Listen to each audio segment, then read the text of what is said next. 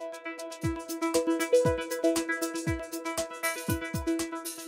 kasih Tuan Ketua. Soalan nombor 12. Sila Yang Berhormat Menteri Alam Sekitar dan Air, difahamkan Yang Berhormat Senator untuk menjawabnya.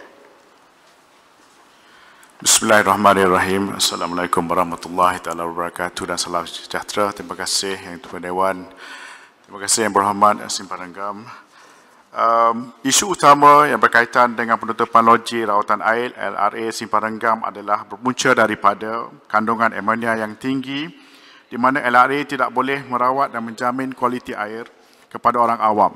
Berdasarkan rekod Jabatan Alam Sekitar, punca-punca yang terdapat di sepanjang hulu sungai Hulu Benut yang berpotensi mencemar adalah dari tapak pelupusan sisa pepejal ladang CEP, loji pengolahan kumbahan ladang ternakan dan juga ladang-ladang pertanian.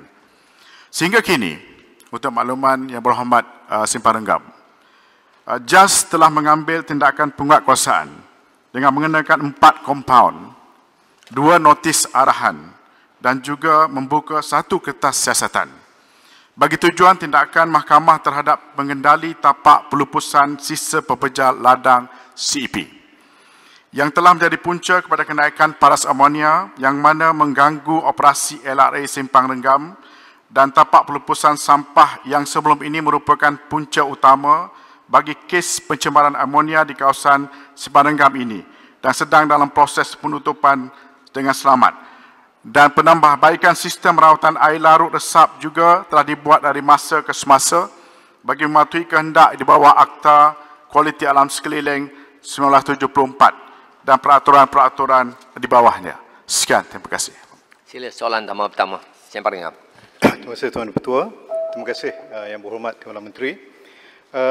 Seperti mana yang telah disebutkan, memang punca utama pencemaran sungai bekalan air di Simpang Renggam memang adalah disebabkan oleh tapak pelupusan sampah di ladang CEP yang alhamdulillah telah ditutup dalam proses untuk ditutup selamat. Terima kasih saya ucapkan kepada KPKT pada penggalan yang lalu yang telah memberikan kerjasama. Dan ini merupakan masalah semenjak berpuluh tahun di Simpang Renggam dan alhamdulillah di bawah pentadbiran Pakatan Harapan ia telah berjaya diselesaikan. Namun kita lihat ada juga punca pencemaran yang lain, iaitu antaranya disebabkan oleh baja-baja kimia yang digunakan oleh ladang-ladang kelapa sawit sepanjang sungai. Itu yang pertama. Dan yang keduanya seperti mana yang telah disebutkan, iaitu pembuangan pencemaran yang disebabkan oleh pembuangan sisa kimia elektronik yang dilakukan oleh sesetengah pihak yang tidak bertanggungjawab.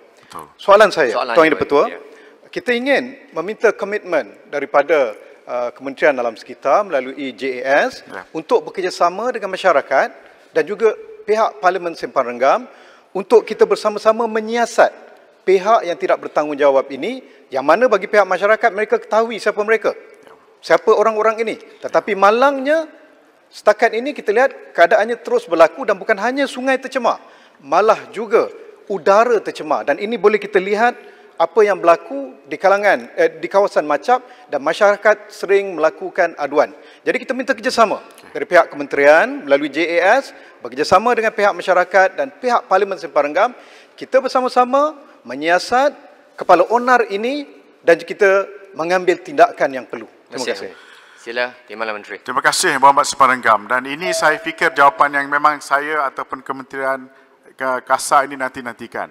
We need dengan izin collective effort untuk memastikan bahawasanya aktiviti ataupun kegiatan yang menyebabkan pencemaran sungai dan juga alam sekitar, air, udara dan sebagainya ini dapat kita tangani dengan lebih tuntas pada masa akan datang.